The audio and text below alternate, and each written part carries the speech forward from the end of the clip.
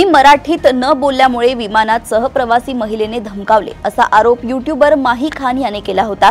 मात्र सोशल मीडियावरील चमकोगिरीसाठी त्याने हा खटाटोप केल्याचं समोर आलंय। परिणामी महिलेला केवळ मराठीत बोलण्याची विनंती केल्यावरून नोकरी गमवावी लागली। मनसे नेते अविनाश जाधव यांनी महिलेसोबत व्हिडिओ शेअर करत यूट्यूबर माही खान याला इशारा दिलाय। सातारा जिल्ह्यातील फलटण येथे एका डॉक्टर तरुणीने आत्महत्या केली। सुसाइड नोट मधून तिने आपल्यावर 4 वेळा बलात्कार झाल्याचा आरोप केला होता। या प्रकरणी राज्य महिला आयोगाच्या अध्यक्षा रुपाली चाकणकर यांनी पोलीस तपासाची माहिती दिली। आरोपींचे CDR काढण्यात आल्याचं त्यांनी सांगितलंय।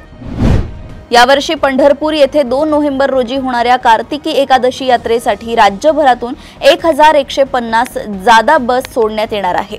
पंढरपूर येथील ST महामंडळाच्या चंद्रभागा या यात्रा बस स्थानकावरून 28 ऑक्टोबर ते 3 नोव्हेंबर दरम्यान कार्तिकी एकादशी यात्रेनिमित्त जादा बस वाहतूक केली जाणार आहे। या बस स्थानकावर 17 फलाट असून सुमारे 1000 बस लावण्याची सुसज्ज वाहनतळ व्यवस्था केली आहे। कोल्हापूर जिल्ह्यातील जयसिंगपूर परिसरात मित्रांनीच डोक्यावर दगड मारून तरुणाचा खून केलाय। मुलाच्या वाढदिवसाच्या पार्टीत झालेल्या किरकोळ वादानंतर ही घटना घडली असून पोलिसांनी 4 आरोपींना अटक केली आहे। या घटनेमुळे परिसरात भीतीचं वातावरण पसरलंय। मुंबईत एका 21 वर्षीय तरुणीने लग्न न करता केवळ लिव्ह इन रिलेशनशिप ॲग्रीमेंट केल्याचा प्रकार समोर आलाय। मुलीच्या कुटुंबियांनी या संदर्भात विश्व हिंदू परिषदेकडे मदत मागितली होती।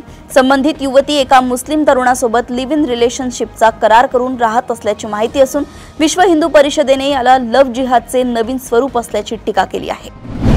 काँग्रेसने राष्ट्रवादी शरद पवार गटाला मोठा धक्का दिलाय। गडचिरोली नगर परिषदेचे पहिले नगराध्यक्ष सुरेश सावकार पोरेडीवार यांनी काँग्रेस पक्षात प्रवेश केलाय।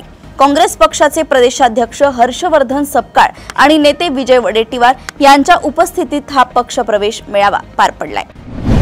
मराठा आंदोलक मनोज जरांगे पाटील यांच्या आझाद मैदानातील आमरण उपोषणानंतर मराठा कुणबी आरक्षणासंदर्भात महायुती सरकारने काढलेल्या GRच्या वादात आज सर्वोच्च न्यायालयात महत्त्वाची सुनावणी झाली। या सुनावणीत सर्वोच्च न्यायालयाने मुंबई उच्च न्यायालयाला लवकर सुनावणी घेण्याचे निर्देश देण्यास नकार दिला। मात्र OBC वेलफेअर असोसिएशनला अंशतः दिलासा देत स्वतंत्र अर्ज दाखल करण्याची परवानगी दिली आहे। यवतमाळ येथील सर्वसामान्य कुटुंबातील BAMS पदवी घेतलेल्या डॉक्टर पूजा संजय भेंडारकर हिने आंतरराष्ट्रीय स्तरावर आपली ओळख निर्माण केली।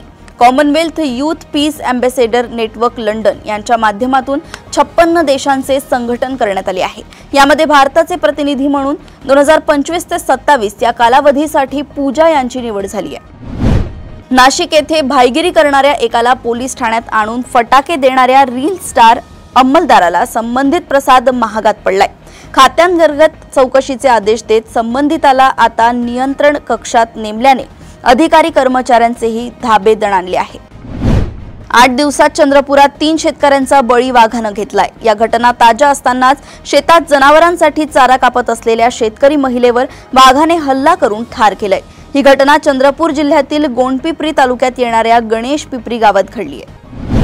पुणे शहरातील मॉडेल कॉलनी येथील ऐतिहासिक सेठ हिराचंद नेमचंद जैन दिगंबर बोर्डिंगच्या जैन मंदिरासह परिसरातील मौल्यवान जागा काही विश्वस्तांनी बेकायदेशीरपणे विकल्याच्या संतापजनक प्रकरणामुळे महाराष्ट्रातील जैन समाजामध्ये संतापाची तीव्र लाट उसळली आहे।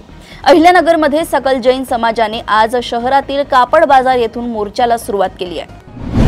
भाजपाचे एकेकाळचे दिग्गज नेते प्रमोद महाजन यांची 2006 साली त्यांचाच भाऊ प्रवीण महाजन याने गोळ्या झाडून हत्या केली होती।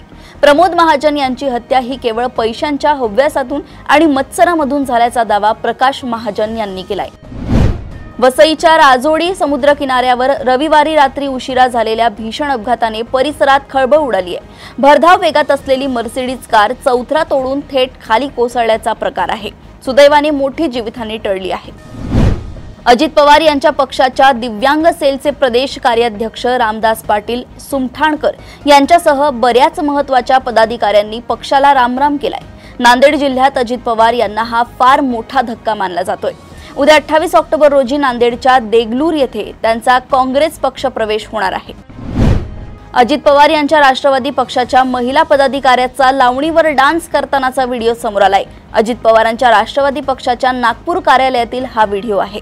मिळालेल्या माहितीनुसार 2 महिन्यांपूर्वी पक्षाच्या याच कार्यालयाचे अजित पवार यांच्या हस्ते उद्घाटन झाले होते। उत्तर प्रदेशचे मुख्यमंत्री योगी आदित्यनाथ यांनी लखीमपुर खीरी जिल्ह्यातील येथील मुस्तफाबाद येथील विश्व कल्याण आश्रमाला भेट दिली। यावेळी योगींनी मुस्तफाबादचे नाव बदलून कबीरधाम असे करण्याची घोषणा केली आहे। दिल्लीतील लक्ष्मीबाई कॉलेजजवळ एका विद्यार्थिनीवर ॲसिड हल्ला झालाय।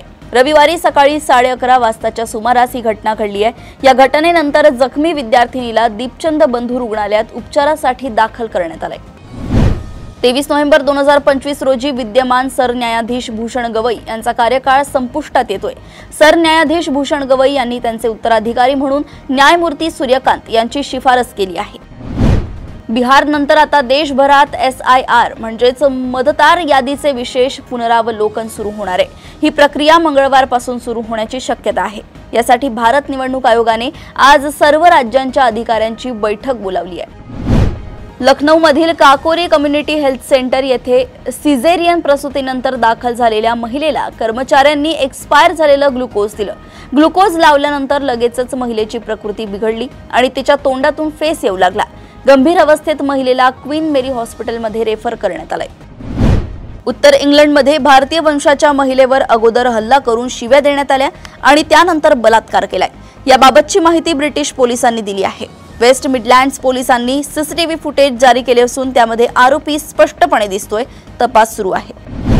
भारतात मोस्ट वॉन्टेड असलेला वादग्रस्त इस्लामिक धर्मगुरू जाकीर नाईक याच्यासाठी बांगलादेशमध्ये पायघड्या घालण्यात आल्या आहेत। मोहम्मद युनूस यांच्या नेतृत्वाखाली बांगलादेशच्या अंतरिम सरकारने वादग्रस्त इस्लामिक धर्मगुरू जाकीर नाईक याला देशभरात प्रचार करण्याची परवानगी दिली आहे।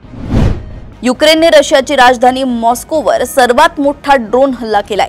मॉस्कोवर 34 ड्रोनच्या माध्यमातून गोळीबार करण्यात आलाय। रशियाने सोमवारी सांगितलंय की त्यांच्या हवाई संरक्षण प्रणालींनी रात्रीतून 193 युक्रेनियन ड्रोन नष्ट केले गेले, ज्यात 34 मॉस्कोला लक्ष्य करणारे आणि 47 ब्रायन्स्क प्रदेशात होते।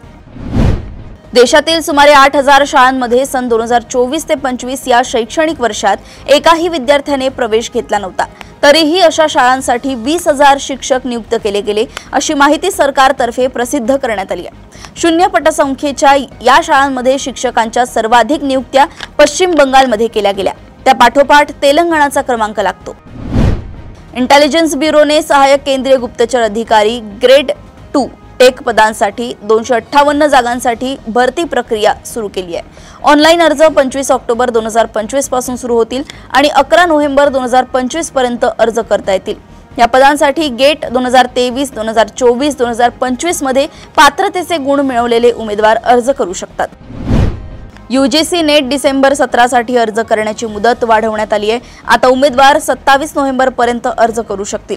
परीक्षा शुल्क भरण्याची अंतिम तारीख 28 नोव्हेंबर पर्यंत वाढवली आहे। अर्जात दुरुस्तीसाठी 30 नोव्हेंबर ते 1 डिसेंबर पर्यंत संधी मिळेल। ही परीक्षा 18 डिसेंबर रोजी होणार आहे। ओला आणि उबर सारख्या खासगी कॅब सेवांच्या मनमानी हाताळण्यासाठी केंद्र सरकारने भारत टॅक्सी नावाची देशातील पहिली सरकारी सहकारी कॅब सेवा सुरू केली आहे। त्याचे ॲप गुगल प्ले स्टोअर आणि ॲपल ॲप स्टोअरवर भारत टॅक्सी नावाने उपलब्ध आहे। केंद्र सरकारने 8व्या वेतन आयोगाच्या स्थापनेला मंजुरी देऊन जवळपास 10 महिन्यांचा कालावधी उलटून गेलाय। प्रदीर्घ काळापासून वाट पाहिली जात असलेल्या या आयोगाची स्थापना अद्यापही झाली नाही। या उशिरामुळे केंद्रीय सरकारी कर्मचाऱ्यांमध्ये चिंता वाढत चालली आहे। जामतारा सीझन 2 मधील अभिनेता सचिन चांदवडेचं वयाच्या 25व्या वर्षी निधन झाल्याची बातमी समोर आली आहे। मिळालेल्या माहितीनुसार सचिनने त्याच्या राहत्या घरात आत्महत्या करण्याचा प्रयत्न केला होता। उपचारादरम्यान त्याने अखेरचा श्वास घेतलाय। सध्या त्याच्या आत्महत्येचं कारण अद्याप अस्पष्ट आहे। बांगलादेश राष्ट्रीय क्रिकेट संघ आणि वेस्ट इंडिज क्रिकेट संघ यांच्यातील 3 सामन्यांची T20 आंतरराष्ट्रीय मालिका होणार आहे। या मालिकेतील पहिला सामना 27 ऑक्टोबर रोजी खेळला जाणार आहे। दोन्ही संघांमधील हा सामना चट्टोग्राम येथील बीर श्रेष्ठ फ्लाइट लेफ्टनंट मतियूर रहमान स्टेडियमवर भारतीय वेळेनुसार सायंकाळी 5:30 वाजता सुरू झालाय। अशाच सुपर 30 बातम्या जाणून घेण्यासाठी बघत रहा देशोन्नती। नमस्कार।